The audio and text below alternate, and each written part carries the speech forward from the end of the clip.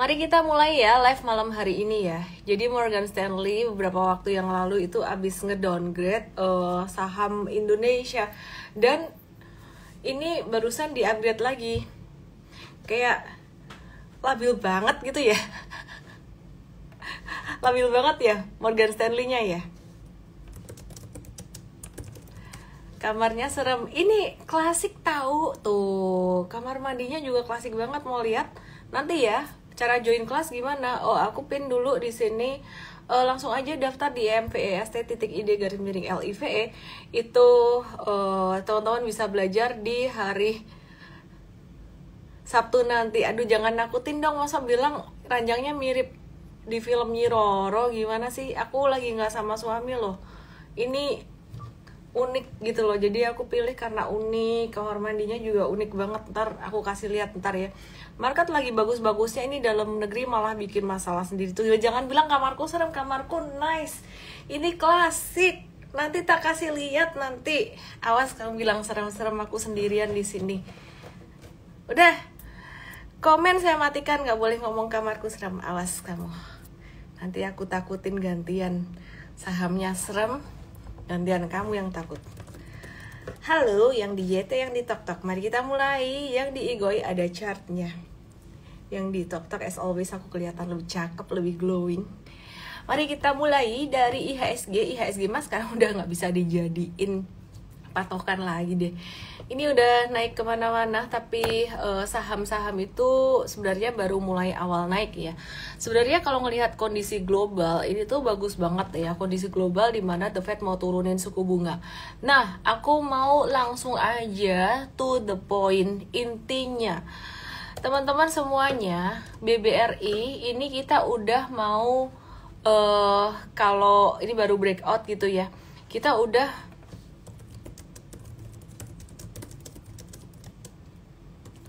untuk yang investing kita udah mau stop beli gitu. Jadi kemarin-kemarin kita review buy sampai hari ini. Mungkin dalam waktu dekat yang investing kita akan kasih tahu, terutama teman-teman yang ada di Mvest, yang join Mvest. Jadi buat kamu-kamu yang penasaran, Mvest itu strateginya pasti lebih tajam ya, lebih dalam lagi karena udah dapat edukasi, kita kasih tahu to the point-nya gimana gitu. Itu kalian bisa ke emvest.id_live buat ikut kelasnya besok hari Sabtu. Kelasnya gratis dan terbatas ya. Nah, saat ini BBRI bentuknya pattern inverse head and shoulders. Pattern inverse head and shoulders. Perhatikan di sini. Nanti aku akan bahas soal kondisi politik di dalam negeri dan juga bagaimana kaitannya dengan market saat ini. Jadi tenang aja teman-teman semuanya ya, langsung aja nonton di Igoi aku. Meskipun di TokTok aku kelihatan lebih glowing, tapi di Igoi aku ada chartnya. Oke ya. Jadi perhatikan di sini, ini BBRI kalau kita perhatikan dari pattern inverse head and shoulders-nya, dia upside-nya berpotensi sampai 57 sampai 58 59. Nah, sekali lagi tolong dicermati ya bahwa area ini tuh bukan sebagai area yang kayak saklek banget BRI harus naik ke sini dalam waktu dekat. Enggak. Nah, ini aku bahkan bilang BRI sampai ke 6.000 itu kemungkinan di akhir tahun ini. Aku kasih proyeksi yang pesimis aja supaya teman-teman nggak terlalu over optimis gitu loh.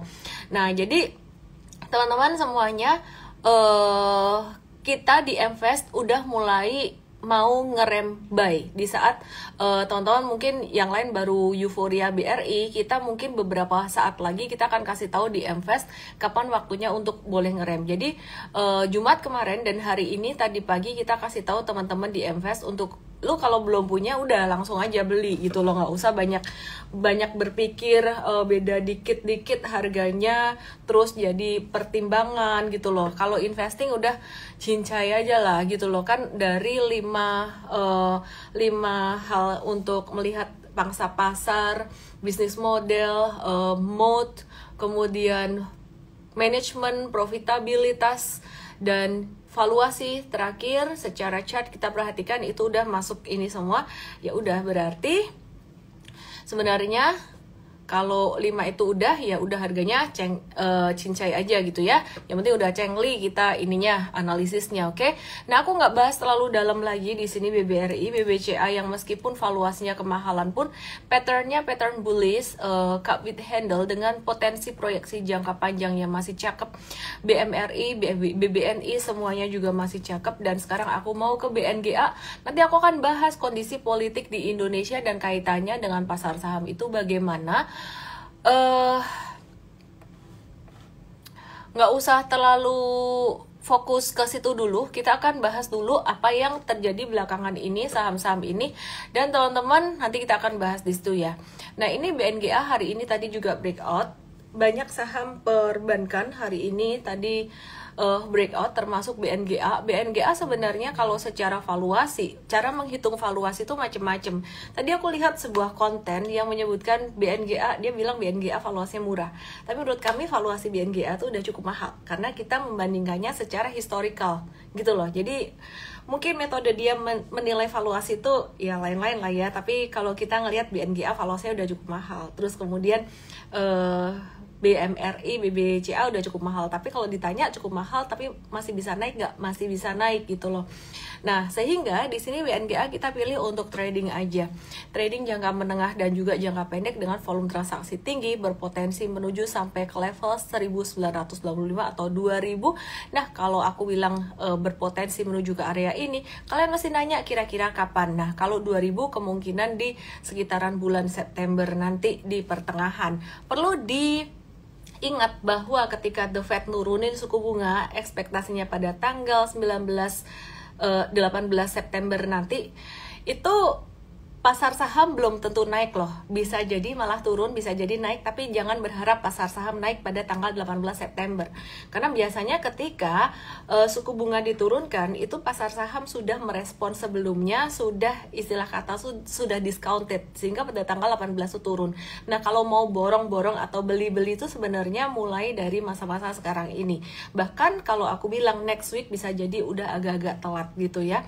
Nah, jadi menurut aku sih teman-teman, kalau kamu mau investasi jangka panjang atau jangka menengah, jangan terlalu takut-takut asalkan kamu udah ngerti strateginya. Problemnya kan banyak yang belum mengerti strateginya.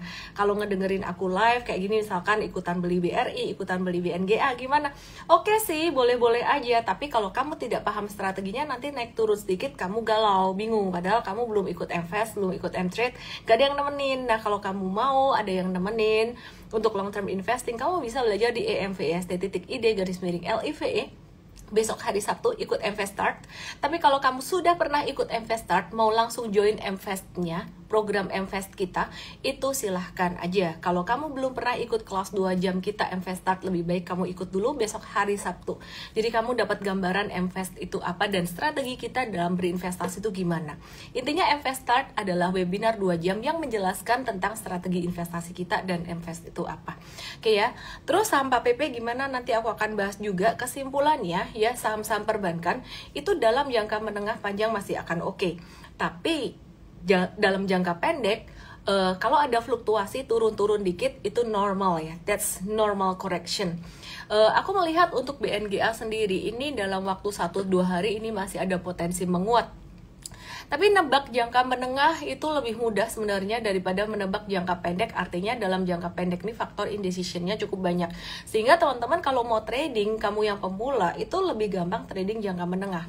Sampai hari ini pun aku trading jangka menengah dan M-Trade trading jangka menengah, itu tingkat akurasi dan tingkat cuannya jauh lebih bagus daripada yang jangka pendek. Jangka pendek juga oke. Saat ini belakangan oke banget gitu loh. Tapi kalau marketnya pas lagi sideways, nah itu jangka pendek itu agak susah sebenarnya. Karena sideways itu probabilitas naik dan turun itu 50-50. Nah, aku nggak tahu kamu paham nggak yang aku omongin ini. Aku mau cek dulu kalian paham atau nggak. Tulis di sini paham. Kalau yang nggak paham, tulis nggak paham. Tulis di sini. Oke. Paham. Aku anggap kalian paham karena jawaban kalian lama. Jadi kamu baru ngetik di sini udah kayak nungguinnya lama. Udah 3 orang jawab paham, 4 orang jawab paham, berarti aku anggap paham. Aku akan lanjutkan ya. Di sini aku akan bahas untuk saham-saham perbankan lainnya yang syariah. Beberapa hari ini aku udah bahas syariah. BRI syariah tuh valuasinya udah agak-agak di atas rata-rata. Jadi mahal banget juga enggak, murah juga enggak, slightly lah pas di atas rata-rata. Teman-teman yang di TokTok yang di YT, aku sarankan ke Igoy supaya kamu bisa lihat chartnya.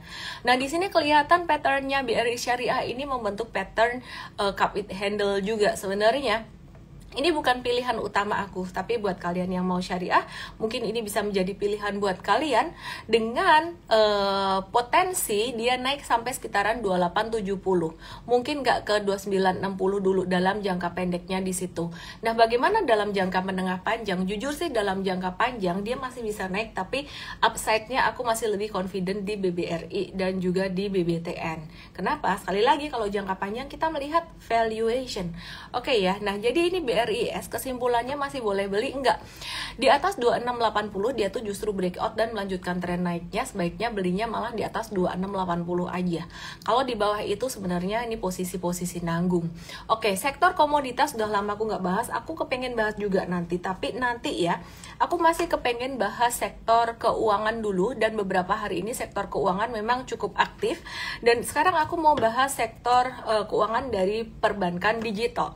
Nah, aku mau tahu nih siapa di antara kalian yang punya bank digital sahamnya, untung atau rugi, ada BBYB, BBHI, Arto, terus apa lagi ya? Tulis di sini ya, tulis di sini saham kamu apa dan kamu untung atau rugi.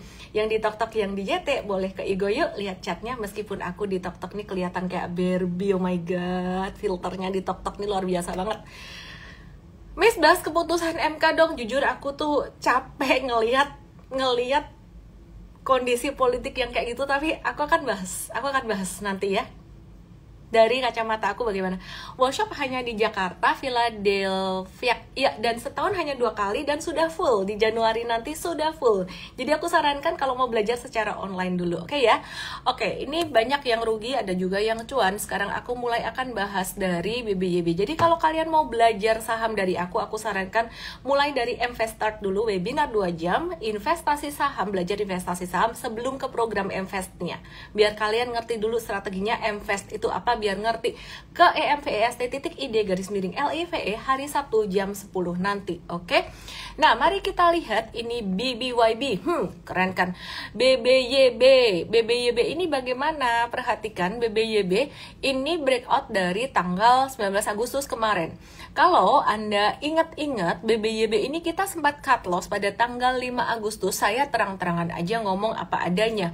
Jadi kita nggak menutupi saham yang kita cut loss dan kita buyback kembali, justru supaya ini mengajarkan pada teman-teman semuanya strategi kita yang sebenarnya dan bagaimana kita trading secara realistis itu bagaimana. Garis yang saya kasih putus-putus ini pada tanggal 5 Agustus kemarin, lihat di Igoy karena di TokTok dan di YT gak ada chartnya. Oke. Ini jatuh dengan volume transaksi yang tinggi, dan dia kalau kita perhatikan dalam tren pendeknya itu jadi tren turun. Tapi sebenarnya kalau diperhatikan tren besarnya, dia itu tren sideways ya. Nah, ini baru kelihatan kan kayak gini kan. Setelah turun di sini sideways. Jadi kesimpulannya kalau tanggal 5 Agustus waktu itu turun, dia akan berpotensi, perhatikan ya, ini ilmu teknikal. Jadi ilmu ngebaca chart. Jadi kalau misalkan tanggal 5 Agustus kemarin dia breakdown, turun, dan memang udah breakdown waktu itu bakalan berpotensi menuju sampai di mana? Sampai garis ungu ini. Ya, kok nggak berubah warnanya? Sebentar, saya ganti dulu. Oke, loh, what happened? Mari ganti warna ungu. Ya, jadi bisa sampai ke garis ungu ini. Maka dari itu kita batasi resiko dulu. Untuk seorang trader, kamu harus tegas. Kalau mau jadi trader harus tegas, berani cut loss, berani buyback lagi. Pertanyaannya, waduh, modalnya nanti habis nggak nih kalau habis cut loss buyback lagi? Maka dari itu pakailah portfolio Pinnacle. Portfolio Pinnacle yang aku ajarkan di M-Trade Academy bersama dengan tim coach. Itu di bawah apa? Aku nyalain komennya biar kalian hafal. Saya ulang-ulang nih sebenarnya materi M-Trade kita loh, tapi aku taruh di sini sedikit supaya membantu kalian juga ya, karena bahaya banget kalau orang nggak tahu ini ya. Jadi di bawah itu membangun cash atau market cash di obligasi pemerintah boleh, di deposito boleh. Kemudian ketika cash kamu mau pakai, ini di atas piramida yang di sini ini untuk investasi jangka panjang. Kemudian yang di atasnya lagi untuk jangka menengah, dan di atasnya lagi untuk jangka pendek. jangka menengah trading, yang ini jangka pendek, ini DM trade, kemudian yang di bawah ini investasi jangka panjang. Kesimpulannya apa? Kalau misalkan kamu ada cut loss, kemudian buyback lagi, kira-kira rugi nggak? Enggak. Kenapa? Ya ini kan piramida di atas. Artinya apa? Secara nominal di dalam portfolio kamu ini tidak boleh lebih besar daripada investing. Dan mesti diperhatikan ketika kamu investing di sini meskipun nominalnya lebih besar daripada trading, ini tidak langsung hajar beli semua kecuali timingnya lagi timing di awal bullish. Kapan timing awal bullish? Tadi di morning briefing saya udah jelaskan. Kalau di sini saya agak-agak nggak berani terlalu agresif ngomongnya ya, nanti takut disalahartikan langsung pada polos-polos langsung hajar beli atau langsung mengambil keputusan yang ya kayak gitu loh. Intinya kamu yang ngedengerin live aku, kamu nggak boleh beli saham tanpa kamu belajar dulu, dan kamu harus belajar strateginya di EMVEST.id_LIVE. Tidak usah takut ketinggalan waktu, tidak usah takut ketinggalan peluang, karena semakin kamu belajar hasilnya semakin bagus. Oke, nanti aku akan bahas tentang confusion dan conviction, tapi sebelumnya aku akan lanjutkan lagi bahas BBYB-nya. Nah, kali ini BBYB kemarin udah confirm breakout dari garis merah ini dan menuju uptrend. Sebenarnya kalau ditanya masih ada satu resisten kuat lagi 308, dan resisten kuat ini tuh sebenarnya kayak nahan banget gitu loh. Jadi kita nggak usah terlalu banyak prediksi lah ya dia bakalan mau kemana, tapi kita ngeflow aja, ngikutin aja selama dia pattern harganya tuh masih konvergen, harga dan volume masih konvergen, artinya naik disertai volume tinggi dan turun tuh volumenya tidak sebesar pas naik. Meskipun sebenarnya di sini lumayan tinggi juga, tapi masih gedean pas naik kemarin. Ya udah, kita masih ngehold untuk jangka menengah. Sementara untuk jangka pendek BBYB kita ada profit taking.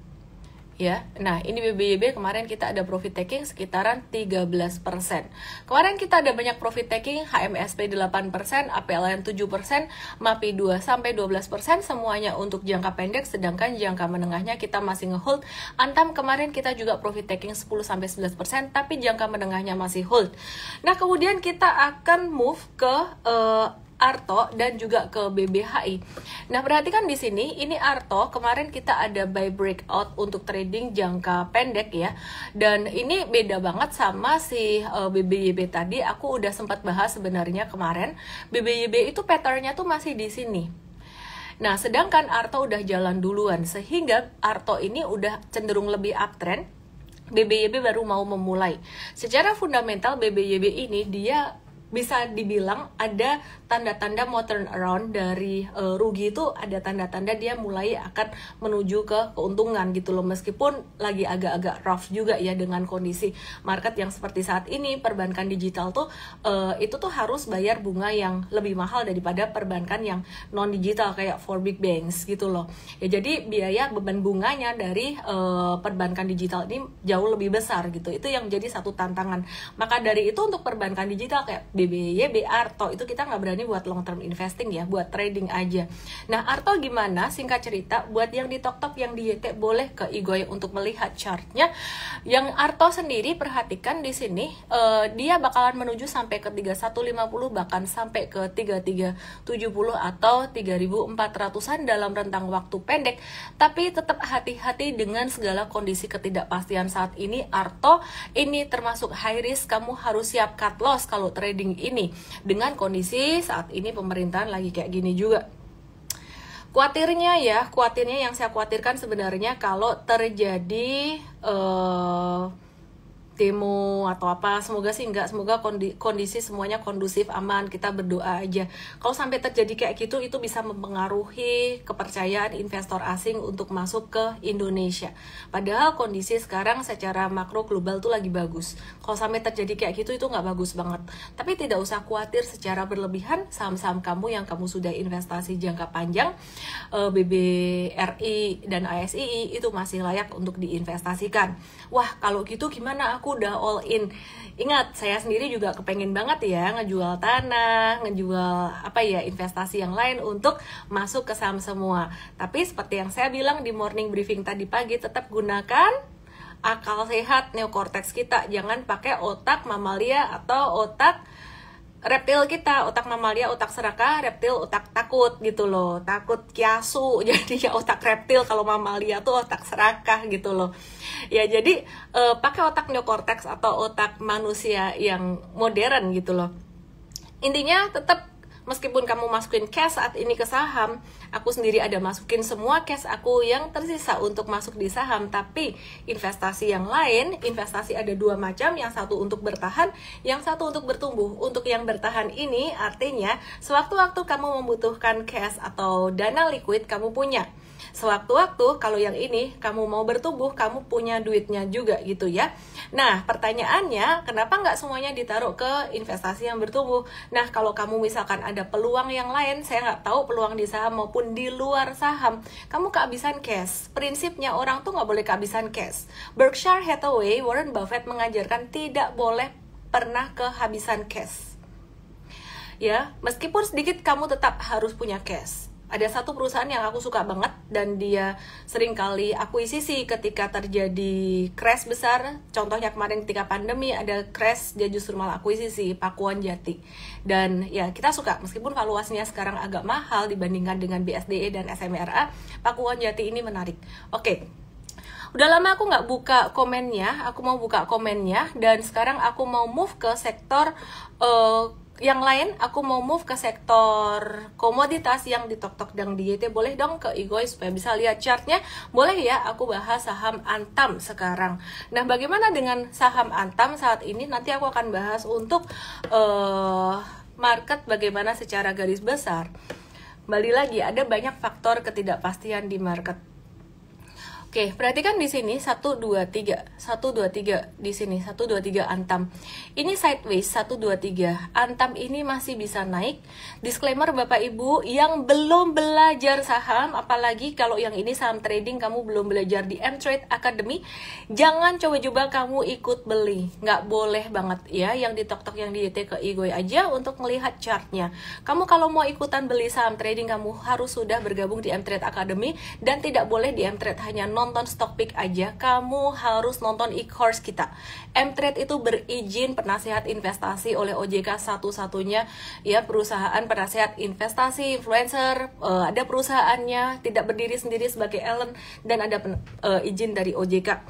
Itu susah banget dapetinnya, 2 tahun kita berjuang tuh dapetin itu, dan ada audit juga dari OJK. Jadi kita semua compliance-nya kita usahakan dengan sangat baik sekali.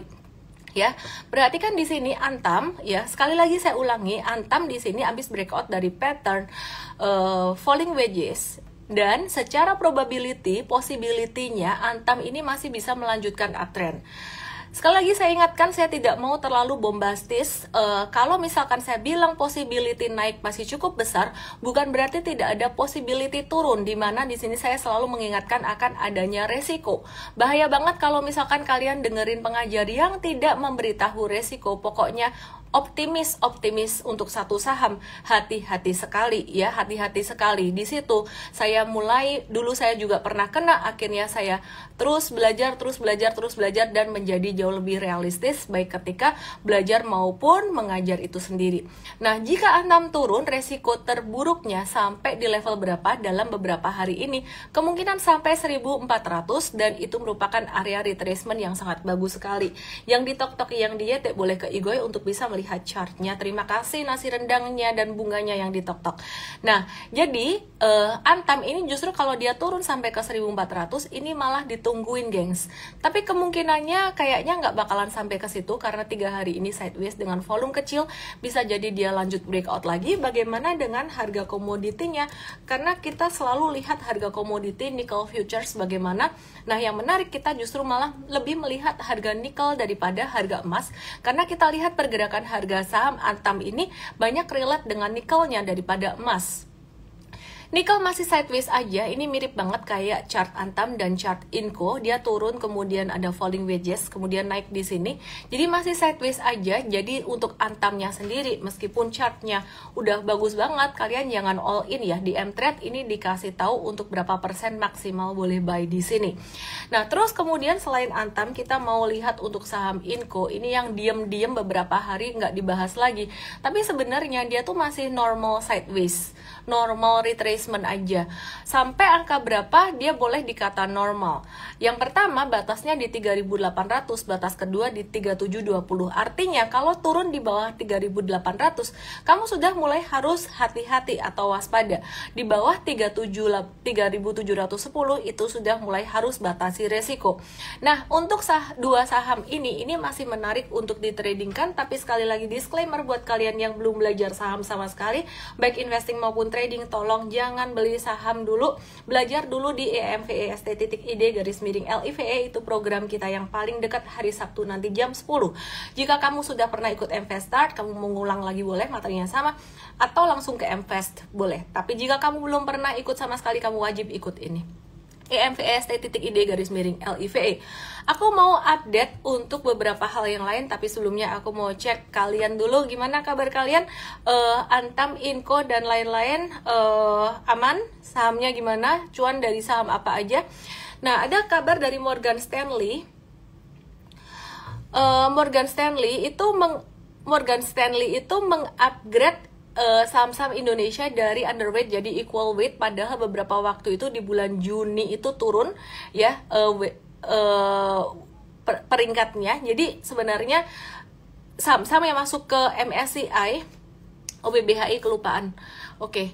Saham-saham yang masuk ke MSCI contohnya BCA, BMRI, BBRI, TLKM, ASI, AMMN, TPA, BNI, AMRT, GoTo, itu gimana? Tidak semuanya layak investasi, tidak semuanya layak untuk ditradingkan. Jadi tetap harus di watch, meskipun dia jadi ada pertimbangan aset manajemen untuk menambahkan di portfolionya, tapi tidak semuanya layak untuk diinvestasi. Demikian pula, jangan terkecoh dengan kata LQ45. 45 saham yang paling liquid 6 bulan yang lalu atau beberapa bulan yang lalu, tidak berarti ke depan itu jadi liquid. Bisa jadi ke depannya malah jadi tidak liquid. Jadi kita selalu melihat kondisi saat ini untuk likuiditas di market. Paling gampang, paling simple, cara melihat likuiditas yang paling liquid adalah kamu melihat di broker kamu, yaitu dilihat top value, top transaction, dan top volumenya. Nah, tidak berarti juga yang top-top kayak gitu itu transaction itu berarti bagus. Kita harus lihat lagi chartnya bagaimana, kita harus lihat lagi fundamentalnya bagaimana. Oke, terus sekarang aku mau balik ke banking lagi karena tadi ada yang minta BBHI belum dibahas. Nah, BBHI ini resikonya agak lumayan gede sebenarnya. Kalian perhatikan aja, ekor-ekornya tuh tinggi banget. Yang di tok-tok, yang di YT, sorry nggak bisa lihat chart, you have to go to my Igoy, hampir kelepasan ngomong. Perhatikan ekor-ekornya di sini tinggi banget. Jadi BBHI ini cocok untuk yang kalian trading cepat-cepat.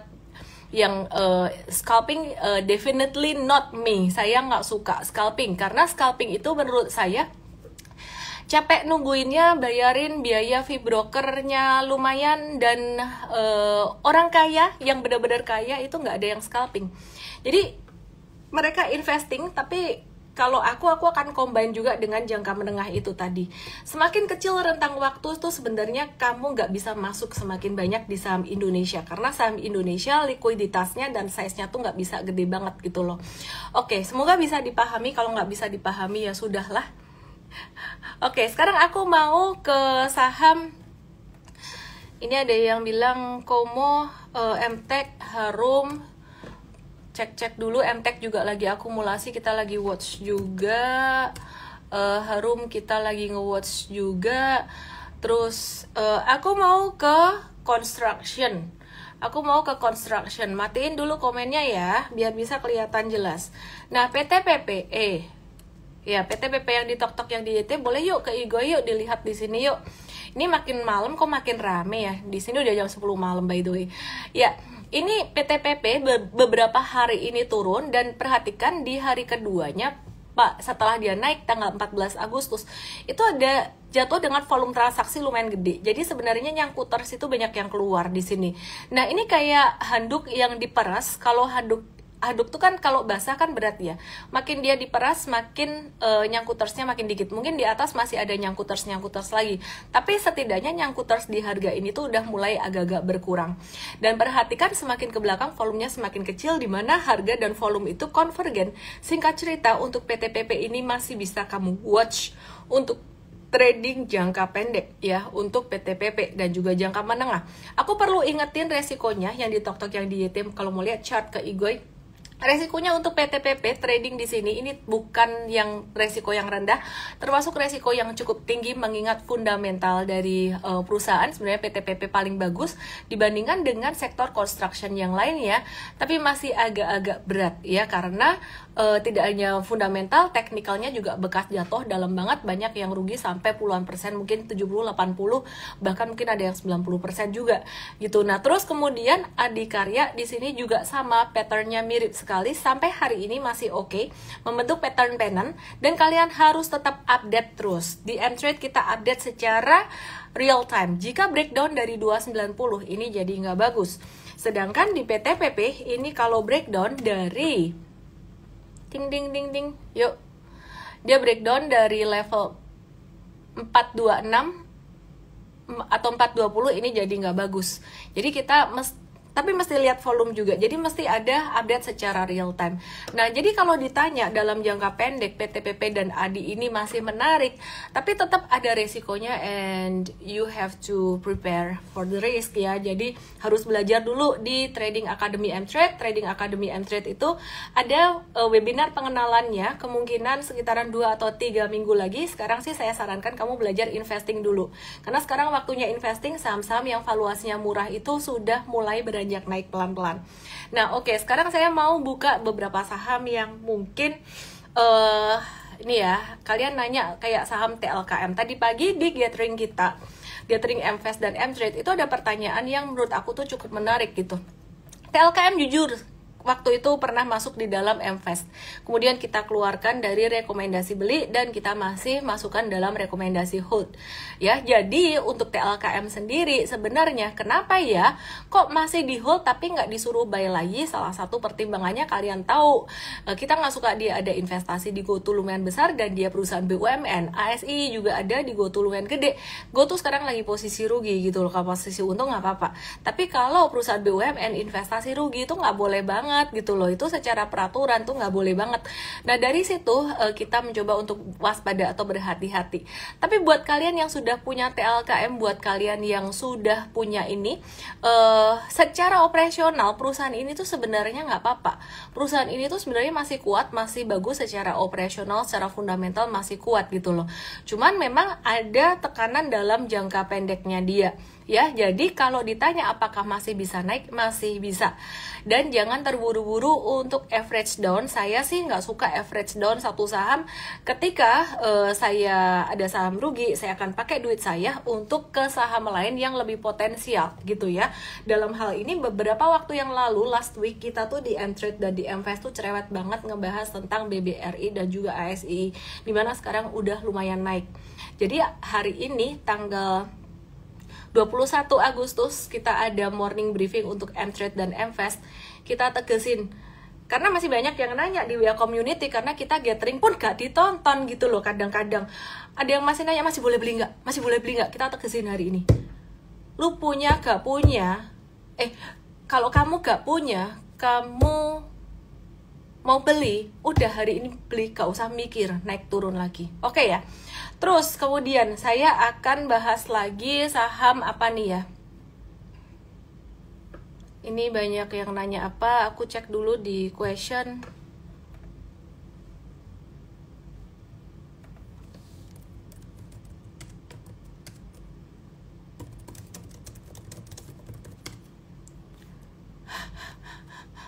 Di WA sama suami. Oke. Mau bahas sama apa ya? ASI, Saratoga, UNTR, UNVR. UNVR kayaknya banyak yang nanya deh. Aku cek dulu PBTN, TSPC. Mari kita lihat Astra International. Wih, salam profit, happy cuan, investors, M-Traders. Investors dapat mestinya ya, up to tuh ada yang dapat di bawah sini pasti, karena kita bawel banget waktu itu, sekitar 20-an%, sedangkan M-Trade dapat sekitar 15% yang di Tok yang di YT. Boleh dong ke Igoy, bisa dilihat chartnya di sini. Nah, hari ini ASI itu udah turun dikit, merah dikit kayak gini, ini bakalan ada potensi dia koreksi. Nah, potensi koreksi itu sampai ke level berapa? 4840, 4900-an. Nah, jadi kalau teman-teman tanya di sini, ini sebenarnya masih bisa nggak sih buat jangka panjang tuh kamu mesti ngelihat valuationnya sekarang masih under value. Pakai strategi kita ngitung rata-rata 5 tahun. Jadi kalau misalkan ada orang lain yang ngomong valuationnya mahal, aku merasa agak aneh sih sebenarnya kalau dibilang valuasi ISI mahal. Pernya itu masih di bawah 10, tapi kita nggak pakai cara kayak gitu ya. Kita ngelihat secara historical gitu loh. Yeay, si Ceng, viewer yang keigoy biar si Ceng lagi. Ya, jadi intinya kalau kamu mau long term investing saat ini valuasi itu udah murah. Gak usah terlalu hitungan lah, cincai aja lah. Mau masuk sekarang oke, beberapa hari lagi oke, mau beberapa hari lagi naik atau turun, gak usah dipikir. Kalau udah long term investing selama emitennya ini masih bagus, valuasinya juga masih oke, hold aja. Oke ya, jadi kecuali kalau kamu mau trading, kamu nggak boleh masuk di sini karena ini pas lagi di resistance-nya. Nah, sekarang kita mau lihat UNTR sama Ali, anak usahanya Astra International. Wait and see dulu ya buat UT-nya atau UNTR-nya, dia lagi sideways gitu, galau-galau, gamang-gamang gitu. Wait and see dulu, kita akan kasih tahu secara real time di M-Trade kalau ada peluang. Dan untuk Astra Agro Lestari ini Lestari kok jadi kayak Cinta Laura Kill, ini membentuk pattern inverse head and shoulders. Kemarin breakout, masih agak susah untuk naiknya, tapi akan mulai naik pelan-pelan.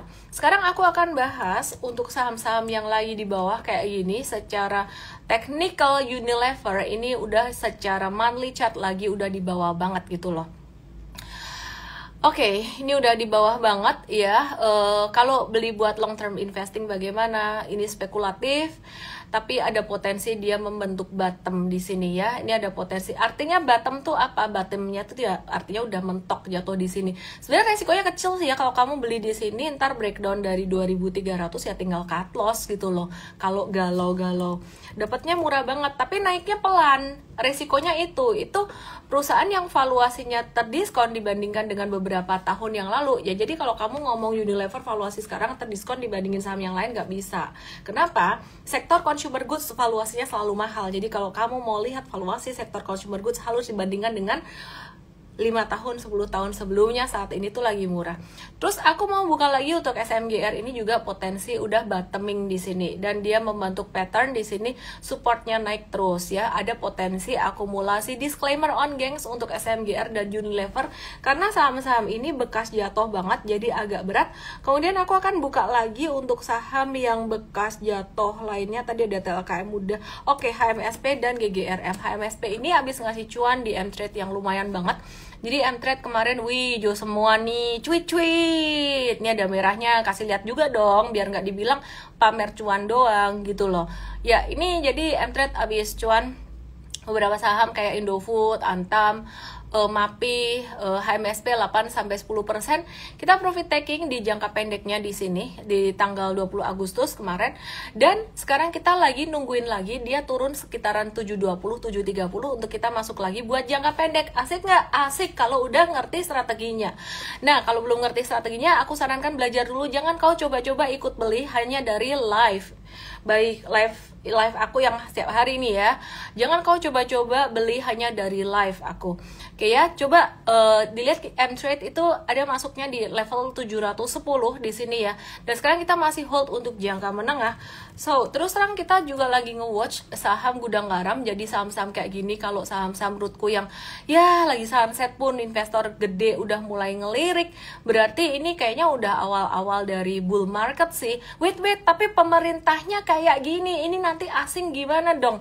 Ya, perhatikan di sini support di 14.500. Oke, aku sekarang akan bahas tentang kondisi pemerintah saat ini. Kamu boleh nanya. Jujur kata, aku itu udah lelah untuk mengikuti, tapi mau nggak mau ngebaca berita juga kondisi tentang pemerintah kita saat ini. MK macem-macem apa tuh, Indonesia darurat dan sebagainya. Tapi harus tetap disimak. Oke, view aku yang pertama adalah Indonesia harus aman. Aku matiin dulu komennya. Indonesia harus aman. Itu dulu nomor 1. Kalau sampai ada demo-demo, ya demo sih kayaknya udah cukup biasa ya, investor demo gak terlalu ngaruh ke harga saham beberapa waktu yang lalu gitu loh. Aku sempat ingat bertahun-tahun yang lalu demo tuh gak terlalu ngaruh ke harga saham gitu. Cuman jangan sampai terjadi apa-apa. Dan itu tuh bisa self-fulfilling prophecy loh. Terus 2, kondisi perekonomian juga. Kalau bisa masyarakat Indonesia ini sama-sama menjaga. Indonesia sangat diuntungkan dari kondisi demografisnya. Artinya ya, PDB Indonesia 50-an% itu didorong dari belanja dalam negeri, belanja masyarakatnya sendiri, makin boros makin bagus. Jangan sampai masyarakat Indonesia ini karena ketakutan terus kemudian ngerem spendingnya. Pebisnis jadi nggak dagang, nggak kulaan, kalau bahasa Jawanya tuh nggak kulaan, nggak beli barang lagi, takut berkembang. Itu jadi self-fulfilling prophecy, ekonomi jadi bisa melambat gitu loh. Jadi selama kondisi secara keamanan, stabilitas politik di Indonesia itu bagus, investor asing masih akan melihat Indonesia masih layak investasi. Sebenarnya kita bisa melihat dari kacamata positif dan negatif. Sorry, aku permisi dulu di sini. Tolong teman-teman bisa melihat dari POV yang benar-benar objektif ya. Aku bukan menghalalkan apa yang menjadi kontroversi sekarang ini. Oke, jika benar-benar terjadi, ada KKN atau apapun, kita melihat dari kacamata ekonomi yang bergerak saat ini, apakah ekonominya tuh masih bergerak nggak? Apakah itu masih bagus untuk ekonomi nggak? Kalau aku perhatiin kemarin di IKN ada 4 dari 9 naga atau 10 naga yang 6 naga introvert, nggak mau nongol.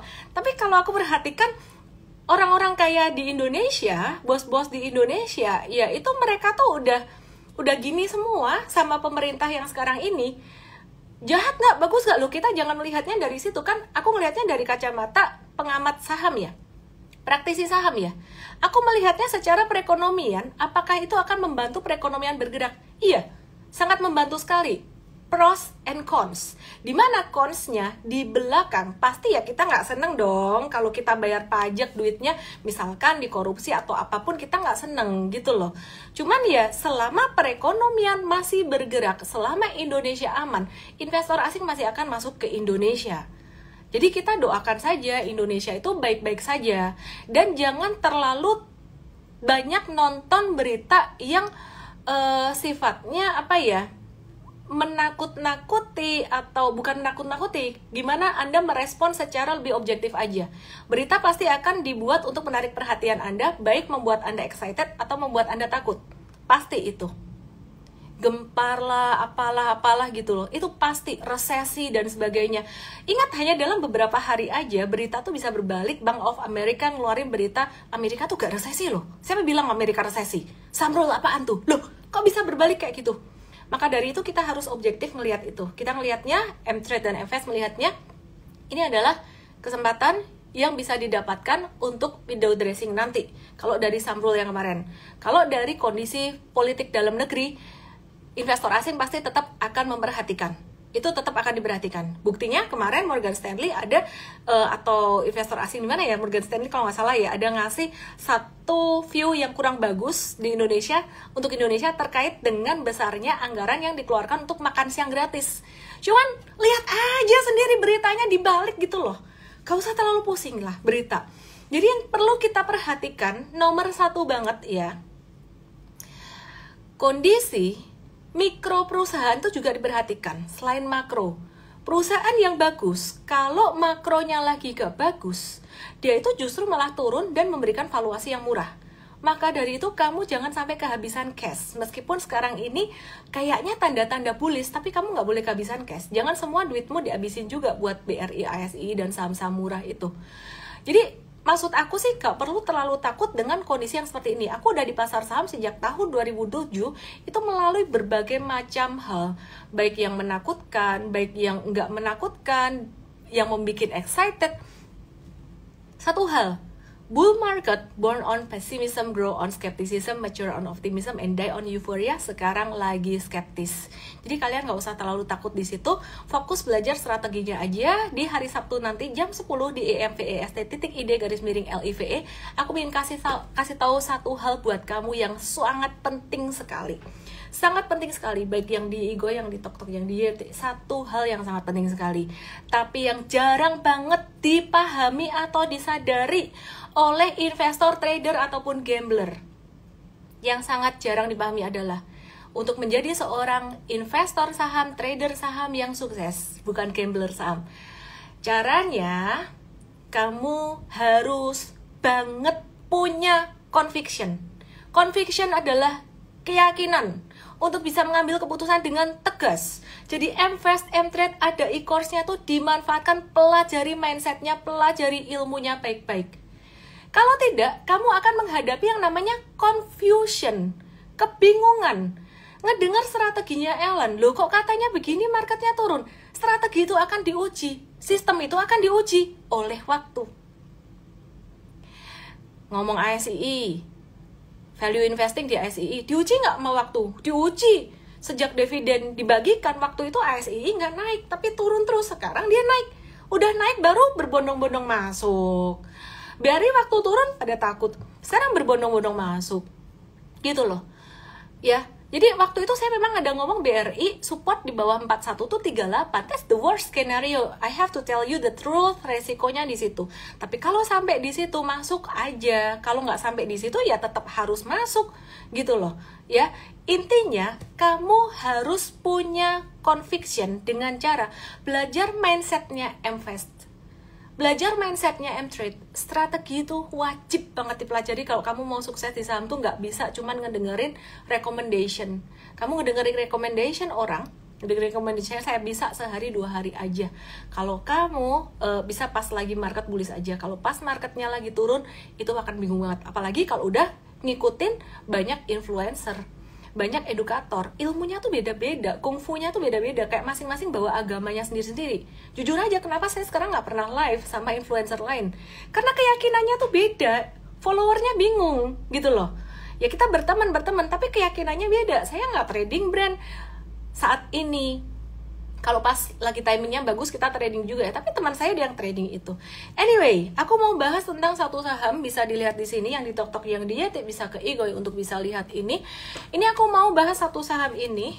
Ini jadi tadi aku baru post ini, langsung semua di Igoy channel aku hampir 27.000 orang ngakak semua. Belum loh saya ngetik apa-apa. Saya tuh di mobil tadi lagi mau ke bandara, perjuangan banget mau ke Singapura, dari Solo tuh ke Surabaya dulu. Dari pagi saya gitu. Nih ya. Ini udah ngakak semua. Oke, sebelum saya bahas saham ini, saya mau kasih satu education buat teman-teman semuanya. Saya permisi dulu sama emitennya, satu Visi Putra TBK. Mohon maaf ya kalau saya jadikan ini sebagai case tadi. Aku nggak sentimen sama perusahaan kamu. Suatu saat kalau chart kamu jadi bagus, kita mungkin bisa masuk ke situ gitu ya. Intinya kita tidak sedang membahas perusahaannya, tapi terima kasih sudah kasih contoh ini sehingga kita tuh bisa dapat contoh untuk ngebahas chart. Oke ya. Jadi perhatikan di sini. Ini aku nggak enak saudari ya sama emitennya, mohon maaf emiten. Aku bukan lagi mau ngomongin emiten kamu, tapi lain kali kalau kamu mau ngegambar chart, bolehlah DM aku dulu, konsultasi dulu, Ellen. Kalau ngegambar chart yang bagus biar follower kamu itu tertarik, gimana sih biar follower kamu ikutan cuan juga gitu loh. Kalau kayak gini saya nggak mau ngomong, wah ini bagus tuh, nggak mau. Kenapa? Karena kalau kamu naik terus nih, nggak ada pijakannya nih, semua waktunya profit taking terus, kapan kita mau masuk di sini serba salah terus, karena nggak ada pijakannya gitu loh. Yang ngerti chart, yang ngerti ilmunya super trader Mtrade, kalian pasti paham. Dan isinya di sini waspada terus. Mau kalian cuan berapa persen juga di sini waspada terus sampai akhirnya nih kejadian. Yang kita waspadai itu apa? Bukan sahamnya tidak bisa naik. Satu hal yang saya ingin garis bawahi adalah bukan sahamnya tidak bisa naik. Kalau patternnya seperti ini, yang kita waspadai adalah dia bisa jatuh ARB seperti ini, dan kalau sudah ARB seperti ini bisa berjilid-jilid. Jika tebakan saya salah, kalau misalkan besok naik pakai ini buat keluar, jangan malah masuk lagi. Karena yang di Igoy channel malah ada yang nanya boleh masuk atau enggak, yang di TokTok, yang di YT ke Igoy biar bisa lihat chartnya. Ya sorry ya, ini emiten, saya bukan lagi ngomongin perusahaan kamu. Saya percaya kalian pebisnis yang baik, yang berusaha untuk terus memajukan perusahaan dengan baik, tapi saya sedang membahas tentang pattern chart aja. Jadi kita sebagai seorang investor retail, saya sebagai educator retail, saya sebagai seorang investor retail juga, saya tidak bisa mengikuti apa kata BD misalnya, ya bukan visi, bukan emiten lain lah. Oh Ellen ini bagus, itu bagus, ini bagus, itu bagus. Itu namanya apa? 1. Conflict of interest. 2. Saya sudah mengalami berkali-kali ditipu. Yang namanya insider info, conflict of interest. Kenapa? Kalau kasih tahu Ellen, ya mau Ellen beli. Lu kasih tahu bagus, beli, berarti lu mau jualan dong. Lu butuh gue buat beli. Kayak Bukalapak, saya dikasih barang gitu loh di pasarnya, gue saya kasih kamu barangnya kan susah ya, dapat pas di pre-IPO saya kasih barang, oh ya saya polos-polos aja beli. Ternyata dia mau jualan, mau ngedam. Jadi sejak saat itu ya saya percaya ya chart yang di depan mata yang kita pelajari pakai strategi di M-Trade. Oke teman-teman, ini banyak banget saham yang aku udah bahas malam hari ini, dan ini udah setengah 10. Besok kita setengah 10 di Indo, setengah 11 di Singapura. Kita akan lanjutkan lagi. Ci yang kemarin bilang ngapain takut, kemana ya orangnya, nggak tahu deh. Mungkin dia lagi profit taking. Tapi gimana cara profit takingnya ya? Anyway, saham farmasi gimana? Saham farmasi hari ini banyak yang naik tapi nggak masuk di dalam likuiditasnya kita. Ya halo Chelsea Monica, ahli chess ini.